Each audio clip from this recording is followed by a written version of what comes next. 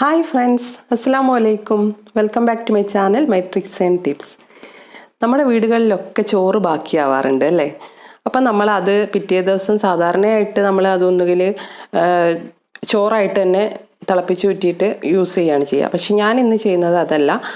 ഈ ചോറ് വെച്ചിട്ട് നല്ല 3 കിടിലൻ ഐറ്റംസാണ് ഉണ്ടാക്കുന്നത്. അതായത് ബ്രേക്ക്ഫാസ്റ്റിനും ഡിന്നറിനും പറ്റിയ 3 ഐറ്റംസാണ്. പുട്ട് ഉണ്ടാക്കുന്നുണ്ട്, പിന്നെ ചപ്പാത്തി ഉണ്ടാക്കുന്നുണ്ട്, പിന്നെ പൂരി ഉണ്ടാക്കുന്നുണ്ട്. അങ്ങനെ ഈ 3 ഐറ്റംസ് എങ്ങനെയാണ് ബാക്കി വന്ന ചോറും ഗോതമ്പ് പൊടിയും വെച്ചിട്ട് ചെയ്യാമെന്ന് നമുക്ക് നോക്കാം. അപ്പോൾ അതിനായിട്ട് ഞാനിവിടെ എടുത്തിട്ട് തലേ ദിവസം ബാക്കി വന്ന ചോറ് ഫ്രിഡ്ജിൽ വെച്ചിട്ടുണ്ടായിരുന്നു. അപ്പോൾ അതെടുത്തിട്ടുണ്ട്. ഇതിൽ നമ്മൾ ഒട്ടും വെള്ളം ചേർക്കുകയോ വെള്ളത്തിൽ കഴുകിയെടുക്കുകയോ ഒന്നും ചെയ്യുന്നില്ല. അതേപടി തന്നെ ചോറ് യൂസ് ചെയ്യുകയാണ് ചെയ്യുന്നത്. അപ്പോൾ ഞാനിവിടെ 2 കപ്പ് ചോറ് എടുക്കുന്നുണ്ട്. 2 കപ്പ് ചോറിന് 2 കപ്പ് ഗോതമ്പ് പൊടിയാണ് യൂസ് ചെയ്യുന്നത്. അപ്പോൾ നിങ്ങൾ 1:1 അനുപാതത്തിൽ വേണം ഇതെടുക്കാൻ. പുട്ടിനായിട്ടാണ് ഞാനിപ്പോൾ ഇതെടുക്കുന്നത്. അപ്പോൾ ഇതിലേക്ക് നമുക്ക് ആവശ്യത്തിനുള്ള ഉപ്പും കൂടെ ചേർത്ത് കൊടുക്കുക. എന്നിട്ട് നല്ല പോലെ ഒന്ന് മിക്സ് ചെയ്ത് കൊടുക്കണം. കൈ വെച്ചിട്ട് മിക്സ് ചെയ്യാൻ വേണമെങ്കിൽ, ഇല്ലെങ്കിൽ സ്പൂൺ വെച്ചിട്ട് ഇതുപോലെ ഒന്ന് മിക്സ് ചെയ്ത് കൊടുത്താൽ മതി.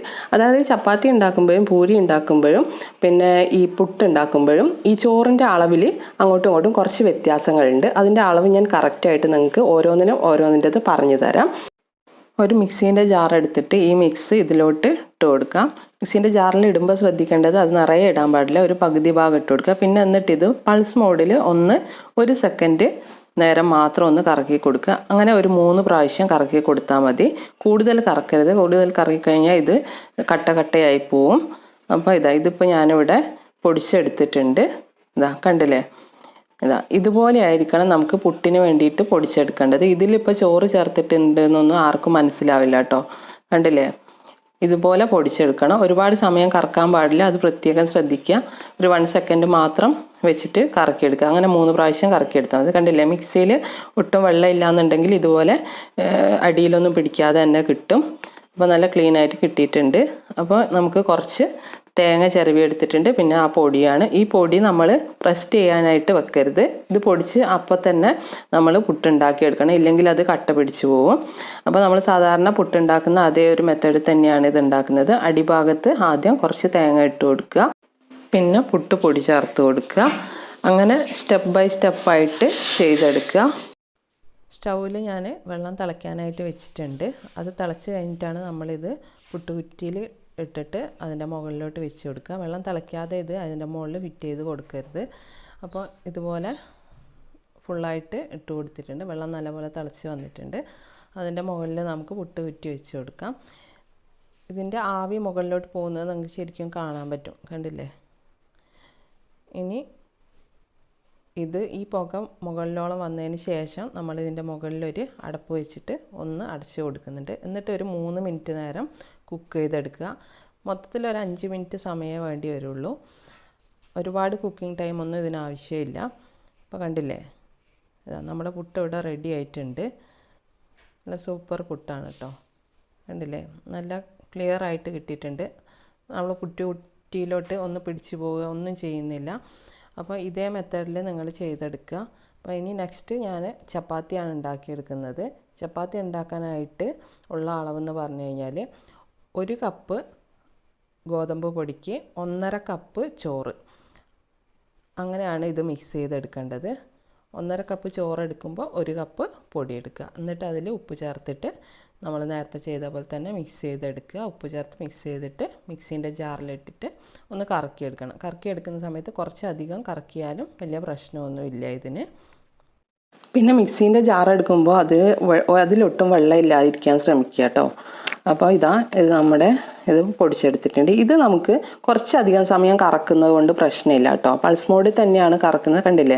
ഇതിപ്പോൾ ഒരു 3-4 പ്രാവശ്യം ഇങ്ങനെ കറക്കിയെടുത്തിട്ടുണ്ട്. ഇതിൻ്റെ ഒരു പാകം എന്ന് പറയുന്നത് നമ്മുടെ കയ്യിൽ ഇങ്ങനെ വെച്ചിട്ട് ഉള്ളം കയ്യിലേക്ക് ഇടുക. ഒരു ബോൾ എത്രത്തോളം വേണമെന്ന് വെച്ചാൽ അത്രയും മാവെടുത്തിട്ട് കയ്യിൽ വെക്കുക. എന്നിട്ട് ഇതുപോലെ ഒന്ന് ഉരുട്ടി നോക്കുക. ഇത് ഉരുട്ടി നോക്കുമ്പോൾ തന്നെ നമുക്ക് മനസ്സിലാവും. കണ്ടില്ലേ? നല്ല അടിപൊളിയായിട്ട് സോഫ്റ്റായിട്ട് വന്നിട്ടുണ്ട്. ഈ ഒരു പാകത്തിനാണ് നമ്മളിത് ചെയ്തെടുക്കുന്നത്. കണ്ടില്ലേ? മിക്സിയിലൊന്നും ഒട്ടിപ്പിടിക്കുകയോ ഒന്നും ചെയ്യില്ല കേട്ടോ. അപ്പോൾ ഇത് വെച്ചിട്ടാണ് നമ്മളിന്ന് ചപ്പാത്തി ഉണ്ടാക്കുന്നത്. ഈ ചപ്പാത്തിയുടെ ഒരു പ്രത്യേകത എന്താണെന്ന് വെച്ചാൽ ഭയങ്കര സോഫ്റ്റ് ആയിരിക്കും ഈ ചപ്പാത്തി. അപ്പോൾ ഇത് കുഴച്ചെടുക്കുന്ന സമയത്ത് നമ്മുടെ കയ്യിൽ വേണമെങ്കിൽ ഒന്ന് വെള്ളം ഒന്നിങ്ങനെ ഒന്ന് തടവി കൊടുത്താൽ മതി കയ്യിൽ. അല്ലാതെ ഒരുപാട് വെള്ളമൊന്നും വേണ്ട, കാരണം കയ്യിൽ ഒട്ടിപ്പിടിക്കേണ്ട എന്നുള്ളത് കൊണ്ടാണ് കൈമേൽ കുറച്ചൊന്ന് വെള്ളമാക്കുന്നത്. കണ്ടില്ലേ, ഇപ്പോൾ കയ്യിലൊന്നും ഒട്ടിപ്പിടിച്ചിട്ടൊന്നുമില്ല. വെള്ളം ആക്കിയില്ല എന്നുണ്ടെങ്കിലും നമുക്കിത് നല്ല രീതിയിൽ തന്നെ ചെയ്തെടുക്കാൻ പറ്റും കേട്ടോ. ഞാനിപ്പോൾ ഇതിൻ്റെ മുകളിൽ ഒരു 1/2 ടീസ്പൂണോളം നെയ്യ് പുരട്ടി കൊടുക്കുന്നുണ്ട്. നല്ലൊരു എക്സ്ട്രാ സോഫ്റ്റ്നെസ് കിട്ടാൻ വേണ്ടി കൊണ്ട് മാത്രമാണ്. ഇതിപ്പോൾ നെയ്യ് ആക്കിയില്ല വെച്ചാലും ഇതിൽ അങ്ങനത്തെ ഒരു ഒട്ടിപ്പിടിക്കലൊന്നും ഉണ്ടാവുകയില്ല, പിന്നെ സോഫ്റ്റ് ആവാത്ത പ്രശ്നം വരുന്നില്ല. കാരണം ചോറാണല്ലോ നമ്മളിതിൽ കൂട്ടിയിരിക്കുന്നത്, അതുകൊണ്ട് തന്നെ നല്ല സോഫ്റ്റ് ആയിരിക്കും. അതായത് നമ്മളിപ്പോൾ രാവിലെ ഒരു ചപ്പാത്തി ഇതുപോലെ ഉണ്ടാക്കി വെക്കുകയാണെന്നുണ്ടെങ്കിൽ പിറ്റേ ദിവസം രാവിലെ ആയിക്കഴിഞ്ഞാലും ഈ ചപ്പാത്തിക്ക് നല്ല ഒരു സോഫ്റ്റ് ആയിരിക്കും. കാരണം അങ്ങനെ ഒരു ടൈറ്റായി പോകുന്നില്ല. അപ്പോൾ ഇനി നമുക്കിതുപോലെ ഉരുട്ടിയെടുത്ത് സാധാരണ ചപ്പാത്തി ഉണ്ടാക്കുന്ന അതേ മെത്തേഡിൽ തന്നെ ഇത് പൊടിയിട്ടിട്ട് പരത്തിയെടുത്ത് ചുട്ടെടുക്കാം. അതായത് ചപ്പാത്തിയുടെ ഒരു ഫുൾ വീഡിയോ ഞാൻ മുമ്പ് ചെയ്തിട്ടുണ്ട്. അപ്പോൾ നിങ്ങൾക്ക് നല്ല റൗണ്ടിൽ എങ്ങനെ ഈസി ആയിട്ട് ചപ്പാത്തി പരത്തണം, എങ്ങനെ ചപ്പാത്തി പൊടി ഈസി ആയിട്ട് കുഴച്ചെടുക്കാം, അങ്ങനെയൊക്കെ ഉള്ളൊരു വീഡിയോ ആണ് ഞാൻ ചെയ്തിട്ടുള്ളത്. അതിൻ്റെ ലിങ്ക് വേണമെങ്കിൽ ഞാൻ ഡിസ്ക്രിപ്ഷൻ ബോക്സിൽ കൊടുക്കാം. പിന്നെ ഞാൻ ഇതിൻ്റെ കൂടെ തന്നെ ഇതിൻ്റെ മുമ്പേ തന്നെ ഞാൻ ചോറ് വെച്ചിട്ട് വേറൊരു ഐറ്റം കൂടി ചെയ്തിട്ടുണ്ടായിരുന്നു, നൈസ് പത്തിരിയുടെ. അതിൻ്റേതും ഞാൻ ഡിസ്ക്രിപ്ഷൻ ബോക്സിൽ കൊടുക്കാം കേട്ടോ. അപ്പോൾ ഞാനിവിടെ തവ വെച്ചിട്ടുണ്ട്. തവ നല്ലപോലെ ചൂടായതിന് ശേഷം നമ്മൾ ചപ്പാത്തി ഇതിലോട്ട് ഇട്ട് കൊടുക്കുക. അപ്പോൾ ഇതിൻ്റെ ഒരു സൈഡ് നല്ലോണം വെന്ത് കഴിഞ്ഞിട്ട് ഇതുപോലെ ഇങ്ങനെ ചെറിയ കുമിളകളായിട്ട് വരുമ്പോൾ മാത്രം നിങ്ങൾ തിരിച്ചിട്ട് കൊടുക്കുക കേട്ടോ. ഇല്ലാന്നുണ്ടെങ്കിൽ നമ്മൾ 2-3 പ്രാവശ്യം മറിച്ചും തിരിച്ചൊക്കെ ഇടേണ്ടി വരും. ഇതിപ്പോൾ ആകെ 1-2 പ്രാവശ്യം മാത്രമേ തിരിച്ചിടേണ്ടുള്ളൂ. എന്നിട്ട് പിന്നെ ഇതുപോലെ ഗ്യാസ്മ തന്നെ വെച്ചിട്ട് നമ്മൾ ഫുൾക്കാർ റൊട്ടിയില്ലേ, അതേ ഒരു മെത്തേഡിലാണ് ഇത് ഞാൻ ചെയ്തെടുക്കുന്നത്. ഫുൾക്കാർ റൊട്ടി ഉണ്ടാക്കുമ്പോൾ നമ്മൾ പാലിലാണ് കുഴച്ചെടുക്കുക. ഇത് പക്ഷേ നമ്മൾ ചോറിലാണ് ചെയ്തെടുത്തത്. കണ്ടില്ലേ, നല്ല അടിപൊളിയായിട്ട് പൊങ്ങി വന്നിട്ടുണ്ട്. അപ്പോൾ ഇതുപോലുള്ള നല്ല സൂപ്പറായിട്ടുള്ള ചപ്പാത്തി നമുക്ക് ചോറ് വെച്ചിട്ട് ചെയ്തെടുക്കാം. നമ്മളെ വീട്ടിൽ ചോറ് ബാക്കി വന്നാൽ ഇനി നിങ്ങൾ പേടിക്കുകയേ വേണ്ട, കാരണം നമ്മുടെ ഡിന്നറും ബ്രേക്ക്ഫാസ്റ്റും ഒക്കെ ഇതിൽ ചെയ്തെടുക്കാൻ പറ്റും. അപ്പോൾ കണ്ടില്ലേ, നല്ല പൊങ്ങി വരുന്നുണ്ട്. അപ്പോൾ ഞാനിത് റെസ്റ്റ് ചെയ്യാനായിട്ട് വെച്ചിട്ടൊന്നുമില്ല കേട്ടോ, കാരണം നമ്മളിത് കുഴയ്ക്കുന്നു അപ്പം തന്നെ ചുട്ടെടുക്കും. ഇൻസ്റ്റൻ്റായിട്ട് ഉണ്ടാക്കാൻ പറ്റിയ ഒരു 3 ഐറ്റംസാണിത്. അപ്പോൾ നിങ്ങളെല്ലാവരും ഇത് ട്രൈ ചെയ്ത് നോക്കണം കേട്ടോ. അപ്പോൾ ചപ്പാത്തി ഇവിടെ റെഡി ആയിട്ടുണ്ട്.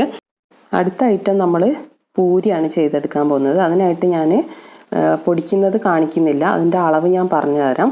അപ്പോൾ ഇത് കുഴച്ചെടുക്കുന്ന സമയത്ത് നമ്മൾ കുറച്ച് ഓയിലോ അല്ലെങ്കിൽ നെയ്യോ പുരട്ടി കൊടുക്കുന്നത് വളരെ നല്ലതായിരിക്കും. അപ്പോൾ ഞാനിവിടെ 1 ടീസ്പൂണോളം നെയ്യാണ് എടുത്തിട്ടുള്ളത് കേട്ടോ.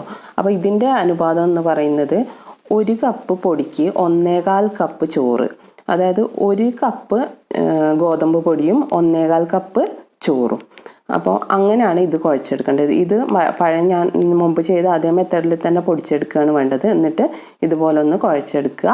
എന്നിട്ട് ഇത് ബോൾസുകളാക്കിയിട്ട് നമുക്ക് എത്രത്തോളം വലിപ്പമുള്ള പൂരി വേണോ അത്രത്തോളം ഉള്ള ബോൾസുകളായിട്ട് ഒന്ന് ഉരുട്ടിയെടുത്താൽ മതി. എന്നിട്ട് നിങ്ങൾക്ക് പൊടി വെച്ചിട്ട് വേണമെങ്കിൽ പൊടി വെച്ചിട്ട് പരത്തിയെടുക്കുക, ഇല്ലാന്നുണ്ടെങ്കിൽ നിങ്ങൾക്ക് പ്രസ്സുമ്മൽ പരത്തിയെടുക്കാം കേട്ടോ.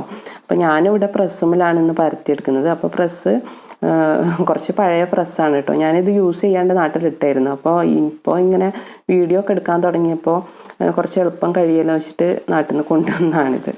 അപ്പോൾ ഞാനിതിലൊരു കവർ വെച്ചിട്ട് അതിൻ്റെ മുകളിലാണ് ഈ മാവ് വെച്ച് കൊടുക്കുന്നത്. അപ്പോൾ നമുക്ക് പെട്ടെന്ന് എടുക്കാനായിട്ട് കുറച്ച് എളുപ്പമുണ്ടല്ലോ. അപ്പോൾ ഇതുപോലെ പരത്തിയെടുക്കുക, പിന്നെ നല്ല റൗണ്ട് ഷേപ്പും കിട്ടുമല്ലോ. അപ്പോൾ ഇങ്ങനെയാണ് ചെയ്തെടുക്കുന്നത്. ഇതിപ്പോൾ ഞാൻ എണ്ണ അടുപ്പത്ത് വെച്ചിട്ട് അത് ചൂടാകുന്ന സമയത്ത് ഓരോന്നും ഇതുപോലെ പ്രസ്സുമ്മൽ വെച്ചിട്ട് പരത്തിയെടുത്ത് ഇതിലോട്ട് അങ്ങനെ തന്നെ ഓരോന്നായിട്ട് അങ്ങനെ ചെയ്ത് ഫ്രൈ ചെയ്ത് എടുക്കുകയാണ് ചെയ്യുന്നത് കേട്ടോ. കണ്ടില്ലേ, നല്ല പൊങ്ങി വന്നിട്ടുണ്ട്. നല്ല സൂപ്പറായിട്ട് പൊങ്ങി വരുന്ന ഒരു പൂരി തന്നെ നമുക്ക് കിട്ടും കേട്ടോ. നിങ്ങൾക്ക് വേണമെങ്കിൽ ഇതിൽ സൂചി റവ വേണമെങ്കിൽ ചേർത്ത് കൊടുക്കാം കേട്ടോ. അഥവാ നിങ്ങൾക്ക് ചോറിൻ്റെ അളവ് ഇപ്പോൾ കുറച്ച് ഒട്ടിപ്പിടിക്കുന്നതെന്ന് തോന്നുകയാണെങ്കിൽ കുറച്ചധികം പൊടി ഇട്ടിട്ട് കുഴച്ചെടുത്താൽ മതി കേട്ടോ. കാരണം ചോറിൻ്റെ ഈ ഒരു പശമ എന്ന് പറയുന്നത് പല ചോറിനും പല അരിക്കും പല രീതിയിലായിരിക്കും. അപ്പോൾ ഈ അളവിൽ ചെറിയ വ്യത്യാസങ്ങൾ അങ്ങോട്ടും ഇങ്ങോട്ടും വരാൻ ചാൻസ് ഉണ്ട്. ഞാനിപ്പോൾ ഇവിടെ എടുത്തിട്ടുള്ളത് നൂർജഹാൻ്റെ അരിയുടെ ചോറായിരുന്നു കേട്ടോ. അപ്പോൾ അതാ നല്ലപോലെ പൊങ്ങി വന്നിട്ടുണ്ട്. അപ്പോൾ നമ്മുടെ 3 ഐറ്റംസും ഇവിടെ റെഡി ആയി കഴിഞ്ഞു. അപ്പോൾ പിന്നെ പൂരി ഉണ്ടാക്കിയെടുക്കുമ്പോൾ നിങ്ങൾ ശ്രദ്ധിക്കേണ്ടത് എന്താണെന്ന് വെച്ചാൽ പൂരി ചുട്ടെടുത്തിട്ട് ഒരുപാട് സമയം കഴിഞ്ഞിട്ട് കഴിക്കുന്നതിനേക്കാൾ നല്ലത് അത് ചുട്ടെടുത്ത് ആ സമയത്ത് തന്നെ അങ്ങോട്ട് കഴിക്കുന്നതാണ്. അതായത് ചൂടോട് കൂടി കഴിക്കുന്നതാണ് എപ്പോഴും നല്ലത് കേട്ടോ പൂരി. അപ്പോൾ അതാണ് അതിൻ്റെ നല്ല ടേസ്റ്റ് ഉണ്ട്. അപ്പോൾ ഈ വീഡിയോ ഇവിടെ അവസാനിക്കുകയാണ്. എല്ലാവർക്കും ഇഷ്ടപ്പെട്ടു എന്ന് കരുതുന്നു. നല്ലൊരു വീഡിയോ ആയി വീണ്ടും കാണാം. Bye bye.